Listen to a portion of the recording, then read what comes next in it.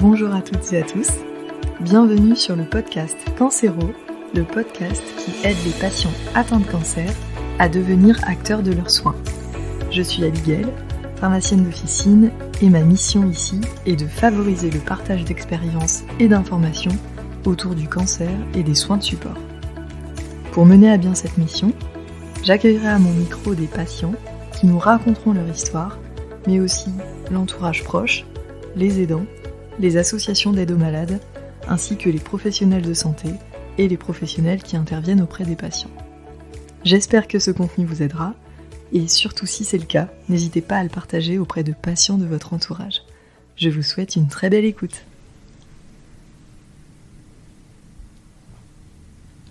Bonjour Léna. Bonjour Abigail. Je suis ravie de t'accueillir sur le podcast Cancéro. Moi aussi. Merci pour ton temps. J'ai vraiment hâte de te poser toutes les questions que j'ai en tête, parce qu'en fait, on sait que l'activité physique adaptée, donc qui est notre sujet du jour, est un très gros sujet pour les patients, que ça peut vraiment améliorer la prise en charge en fait, des patients qui sont sous traitement chimio. Et donc avant de rentrer dans le vif du sujet, j'aurais aimé que tu te présentes pour les auditeurs qui nous écoutent, et puis que tu nous dises quel est ton rôle au sein du service de l'UMA. Alors, je suis enseignante en activité physique adaptée dans un service de cancérologie qui accueille des patients pour la demi-journée ou la journée complète recevoir leur traitement. Donc on a 3 types, nous, de prise en charge de cancer. On a la pneumologie, l'hématologie et puis les cancers digestifs. Mon rôle principal, moi, c'est de promouvoir auprès des patients l'activité physique adaptée et plus en détail le mouvement. C'est-à-dire leur permettre de prendre confiance en eux pour pratiquer, ou alors de les sensibiliser à l'activité physique adaptée et à leurs bienfaits. Voilà, et je leur apporte des conseils ou même je leur fais pratiquer sur place quelques cours pour qu'ils puissent refaire à la maison. Top. Et du coup, est-ce que tu peux nous détailler les bienfaits de l'activité physique qui sont extrêmement nombreux? Ils sont très nombreux, j'en oublierai peut-être, mais déjà le premier effet bénéfique, c'est la réduction de la fatigabilité.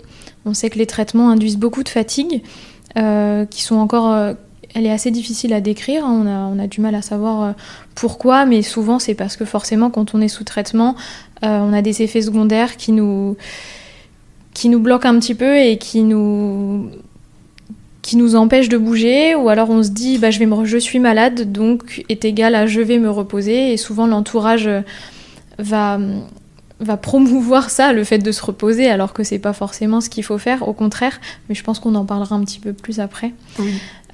Donc la réduction de la fatigue, le contrôle du poids, parce qu'on sait qu'en traitement, voilà, il y a soit une dénutrition, soit des fois une prise de poids par les traitements, donc l'idée c'est d'équilibrer la masse musculaire et la masse graisseuse. Une augmentation de l'appétit, on a besoin de carburant, donc de faire de l'activité physique, notre corps va nous demander de nous nourrir. La libération d'hormones, du bien-être, donc ça c'est vraiment pour aider à diminuer le stress qui peut être induit par les traitements, les annonces, etc. Et aussi forcément à se sentir bien, puisque quand on pratique à partir de 30 minutes d'activité par jour, quelle qu'elle soit, des hormones sont sécrétées et nous permettent de sentir bien avec moins de douleur. Il y a une augmentation aussi de l'endurance à l'effort. Donc on est plus apte de monter nos escaliers, on est plus apte de faire des marches plus longues, d'aller faire ses courses. Ça a aussi un effet sur les effets secondaires des traitements, ça permet de diminuer ces effets secondaires assez présents. Et puis un gros point aussi, c'est la diminution des risques de récidive. Et donc les études ont été faites dans le cadre des cancers du sein, du côlon et de la prostate. Voilà les principaux effets, effets bénéfiques de l'activité physique. Mais c'est hyper important en fait ce que tu es en train de dire. Et en effet, moi je l'ai appris il n'y a pas si longtemps que ça, mais c'est vrai que le seul facteur qu'on a identifié clairement dans les études et qui nous montre que ça diminue les rechutes de cancer, c'est l'activité physique. Ouais, tout à fait. Et rien que pour ça, c'est quand même c'est fou en fait. Il faut le dire à tout le monde et vraiment le promouvoir parce que rien que ça, c'est déjà énorme. Savoir qu'en pratiquant une activité physique, on diminue le risque de rechute sur son cancer. C'est vraiment c'est une information primordiale. Et il y a quasiment que des effets bénéfiques et des points positifs à pratiquer l'activité physique. Donc il faut s'y mettre tout de suite. Mais en effet, tu parlais des effets secondaires des traitements, et c'est vrai que la fatigue vient en premier lieu, et c'est vrai qu'on a souvent l'idée reçue que quand on est fatigué, il faut qu'on se repose. Exactement. Et quand on est en traitement de chimio, en traitement pour son cancer, souvent on est sur une fatigue qui ne cède pas avec le repos, parce qu'en fait c'est pas une fatigue aiguë, c'est plutôt une fatigue chronique, et c'est vrai que là aussi c'est assez contre-intuitif de penser qu'il faut faire une activité physique pour diminuer la fatigue, alors qu'en fait c'est totalement vrai, ça paraît contre-intuitif, mais c'est prouvé. Exactement. C'est souvent, ça devient souvent de la fatigue finalement psychologique et plus de la fatigue physique.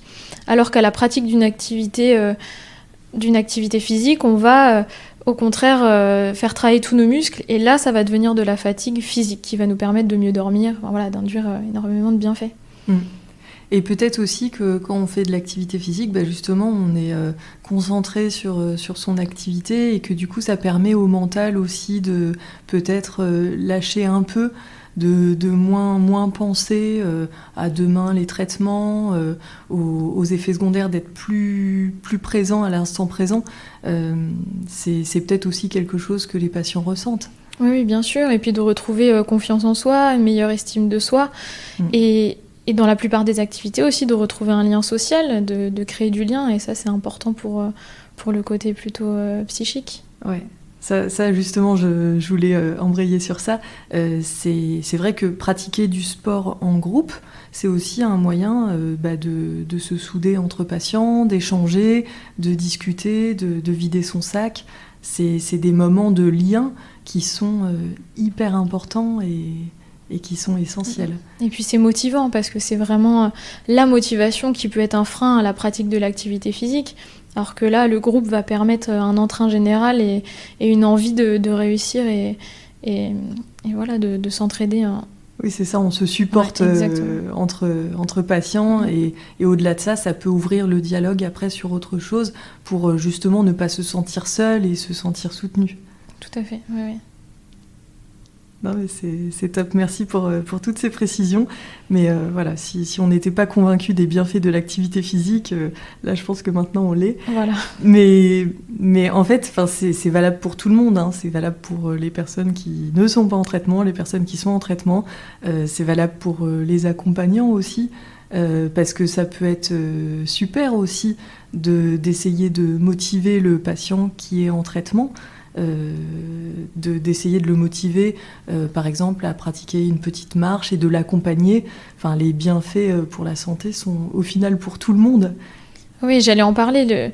Ce qui est important, c'est de trouver la motivation, comme on a dit, et le plaisir dans la pratique. Ouais. Donc si on peut le faire accompagner d'un proche, c'est encore mieux, et c'est motivant justement. Donc faut pas hésiter à demander à son entourage de nous aider et de pratiquer. Ou un exemple... quelqu'un qui faisait auparavant dans un club de vélo des kilomètres et des kilomètres, ce serait l'idée de demander à ses copains de vélo s'il n'y en a pas un qui peut nous accompagner un dimanche en respectant son rythme, mais au moins pour retrouver le plaisir et puis le partage. Voilà, mais sans compétition et sans penser à ce que vous pouviez faire avant. L'idée là, c'est vraiment d'y aller très progressivement et d'avoir des petits objectifs pour remettre le corps en mouvement et avoir une dépense énergétique. Oui, parce qu'au final, quand on débute les traitements, du coup, c'est vrai qu'on perd confiance.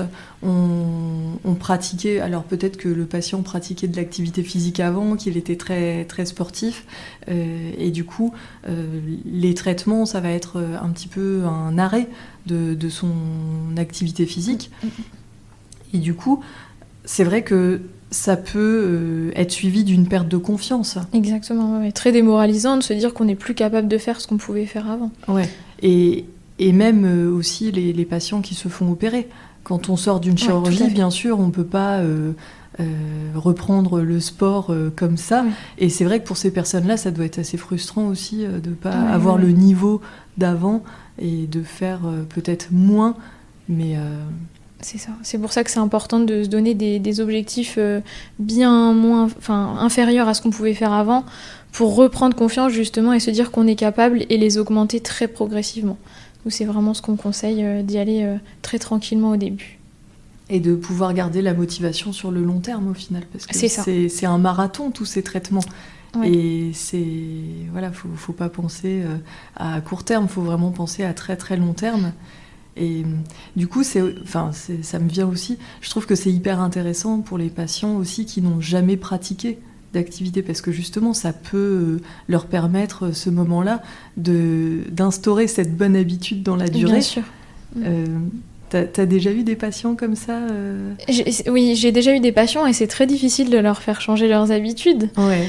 Mais l'idée, c'est de les encourager et de leur dire qu'il y a très peu d'effets négatifs, voire pas du tout, à pratiquer une activité physique et que ça ne peut leur faire que du bien. Donc on essaye justement de se dire, avant j'allais chercher mon pain, aujourd'hui j'ai essayé d'y retourner. Ça fait partie des activités physiques, malgré que ce soit pas sportif comme on pourrait l'entendre ou qu'on pourrait penser, mais c'est une dépense énergétique, ça reste de la marche, ou alors de la course éventuellement, ou du vélo, tout ce qui touche au déverrouillage articulaire et à la mobilisation de tous ces muscles. Oui, au final, il faut penser plaisir et puis activité en fonction de sa capacité du moment qui, en plus, va évoluer avec le temps. C'est vrai que plus on s'entraîne, plus on gagne en capacité. Et c'est vrai que ça nécessite de la patience. Et c'est pour ça que les coachs sont très, très utiles pour les patients parce que, justement, vous instaurez aussi une progressivité dans l'exercice qui fait qu'on ne va pas se sentir... nul en pratiquant, on va réussir petit à petit et du coup ça pourra instaurer des habitudes plus long terme avec une augmentation de la performance. C'est ça. Les enseignants en APA, ils sont vraiment formés pour s'adapter aux besoins des patients et à leur capacité physique. C'est ça qui est important. Pour commencer une bonne pratique, pour se rassurer, il vaut mieux commencer avec des personnes diplômées donc en APA, pour ensuite éventuellement poursuivre ailleurs, mais le but c'est vraiment de prendre confiance dans des lieux sécurisés avec les bonnes pratiques. T'as déjà eu des patients qui avaient peur de pratiquer parce qu'ils se sentaient plus capables, parce qu'ils avaient l'impression que c'était contre-indiqué pour eux et quelles sont les contre-indications ? Je sais qu'elles sont très très rares, oui. Mais je trouve que c'est important de les dire parce que justement elles sont très très peu nombreuses et au final quasiment tous les patients peuvent faire de l'activité physique. C'est ça. Donc il y en a 5. La première, c'est vraiment le stade sévère de dénutrition qui pourrait empêcher de pratiquer. Mais ça, de toute façon, le corps... vu que nous, ce qu'on promouvoit, c'est vraiment de s'écouter, d'écouter son corps. Là, vous ne pourriez pas, de toute façon, faire d'activité physique. Il y a aussi l'anémie qui en fait partie. Donc là, c'est pareil, c'est des vertiges, c'est une très, très, très grosse fatigue. Il y a aussi les syndromes infectieux. Et puis, comme on a parlé tout à l'heure, les suites de chirurgie. Donc là, il y a un temps à respecter avant de repratiquer. Et souvent, les chirurgiens ou les médecins sont à même à vous dire combien de semaines. Et puis, il y a aussi juste une petite contre-indication pour les personnes porteuses de chambres implantables. C'est de ne pas venir muscler les pectoraux. Voilà, c'est juste ces quelques précautions à prendre. Et puis de toute façon, si on a le moindre doute, je pense que c'est valable dans toutes les situations. Il faut s'en référer quand on est patient à l'équipe médicale qui nous entoure et qui pourra nous dire et qui pourra nous sécuriser pour pouvoir pratiquer une activité physique. Et en effet, le chirurgien, il saura dire si suite à une opération, il faut tant de temps de repos. Mais en général, même une activité physique, même faible, même peu, et bénéfique. Exactement. Donc au final, c'est vrai qu'il y a très très peu de cas de figure où on fait 0-0 et c'est même une faible activité physique est bénéfique. Oui, tout à fait. Je pense que ça, c'est hyper important de le répéter. Et du coup, par exemple, un patient qui n'a jamais eu l'habitude de faire du sport et qui, du coup, est en traitement de chimiothérapie, il est sensibilisé à l'intérêt de l'activité physique. Qu'est-ce que tu lui conseilles pour démarrer des exercices faciles? Qu'est-ce qu'on peut faire facilement à la maison pour entretenir sa forme et lutter contre la fatigue? À la maison, l'idée c'est vraiment de diminuer tous ces temps assis ou allongés. Essayer de faire quelques pas, toutes les heures à peu près, on recommande. Autour de sa table à manger, hein. Ça peut commencer comme ça, ou dans son jardin, si on a la chance d'en avoir un. Voilà, faire le tour de sa maison, et puis progressivement après augmenter, le tour du quartier, etc. Et vraiment, le but, c'est de se donner des objectifs, c'est ça qui va être motivant. Donc, par exemple, aller chercher son courrier dans la boîte aux lettres, puis après, aller poster une lettre, donc aller peut-être un petit peu plus loin, ou si on est en ville, voilà, aller commencer par faire des petites courses, accompagné ou alors avec des aides techniques, hein, si on a des difficultés à marcher, qu'on peut se faire prescrire par notre médecin. Ça c'est l'idée première. Après, il y a des grosses recommandations. On parle de 30 minutes d'activité physique 5 fois par semaine, non-stop. Donc là, l'idée, voilà, c'est d'être sur 30 minutes de marche, donc à notre rythme, mais en respectant ce temps de 30 minutes. On peut aussi proposer donc 1 à 2 fois par semaine des séances de renforcement musculaire. Donc ça peut être porter ses courses, ça fait partie du renforcement musculaire, monter ses escaliers, ou bien essayer de commencer un petit peu à pratiquer chez soi sur des exercices très simples au poids du corps, si certains connaissent des squats, des fentes, des pompes, hein, par exemple. Voilà, ou on peut aussi intégrer à nos 5 jours par semaine des exercices d'assouplissement et de mobilité articulaire. Là, on conseille aussi 2 fois par semaine avec des étirements de 30 secondes à peu près sur les muscles. Et pour les personnes qui ont des troubles de l'équilibre ou qui ont passé 65 ans, c'est de travailler des petits exercices d'équilibre aussi à intégrer dans la routine sportive ou à ponctuellement comme ça, un petit peu tous les jours ou 2 ou 3 fois par semaine. Voilà. Alors là, du coup, ça, c'est des exercices simples qu'on peut faire à la maison. Donc ça, c'est top. En plus, ça s'insère facilement dans le quotidien et c'est vraiment le but, c'est que l'activité physique devienne quotidienne, facile et qu'on n'ait même plus à y penser, en fait, que ça devienne un réflexe.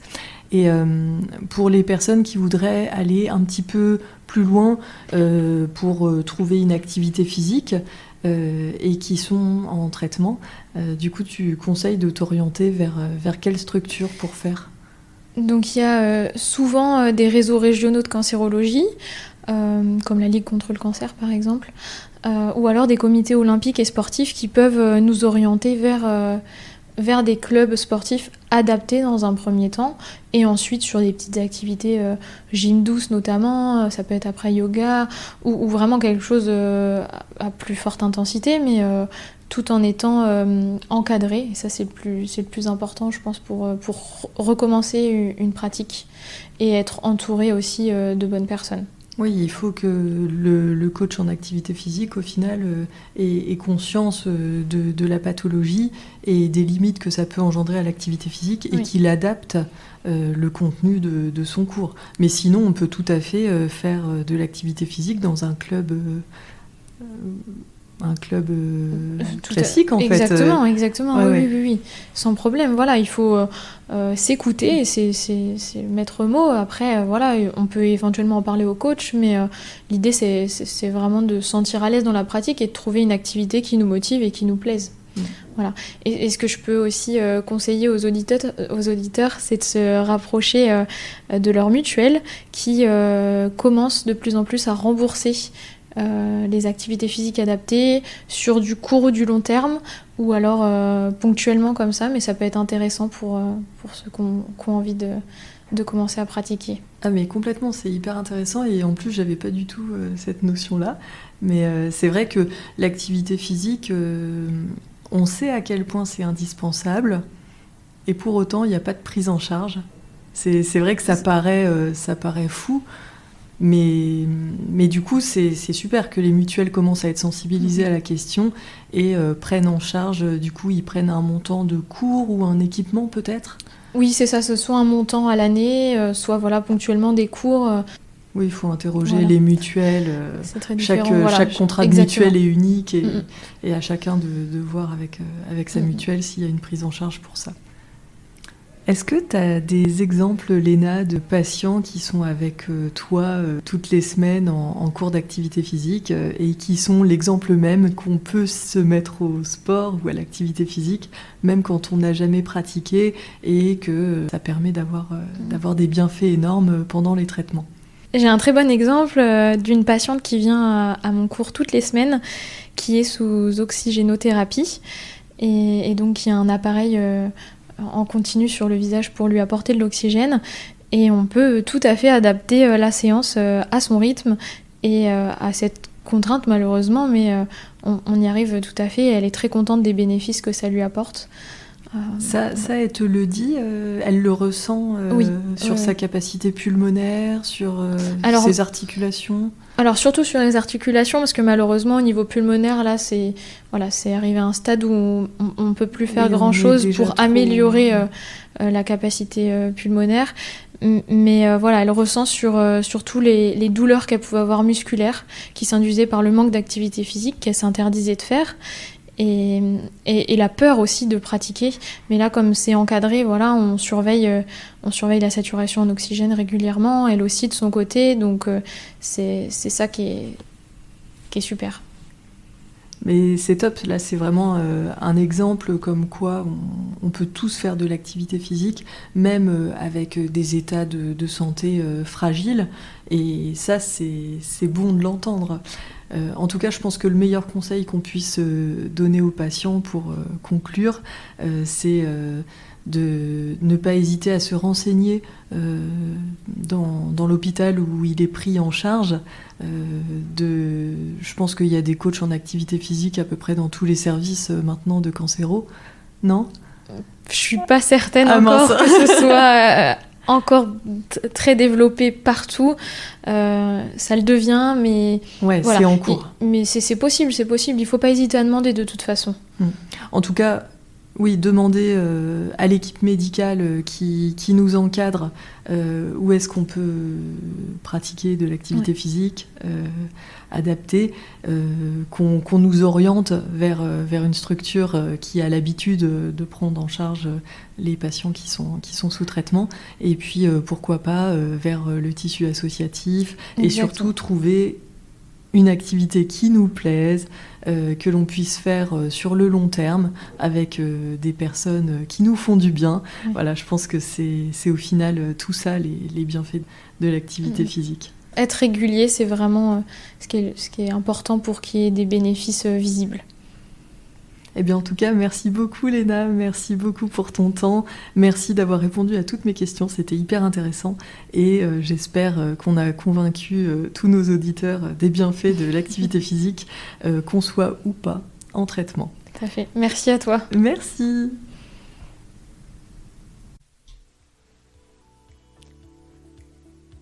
Merci d'avoir écouté ce nouvel épisode de Cancero. Si le contenu vous a plu, n'hésitez surtout pas à le partager auprès de patients de votre entourage qui pourraient en avoir besoin. Vous pouvez aussi mettre 5 étoiles sur Apple Podcasts ainsi qu'un commentaire.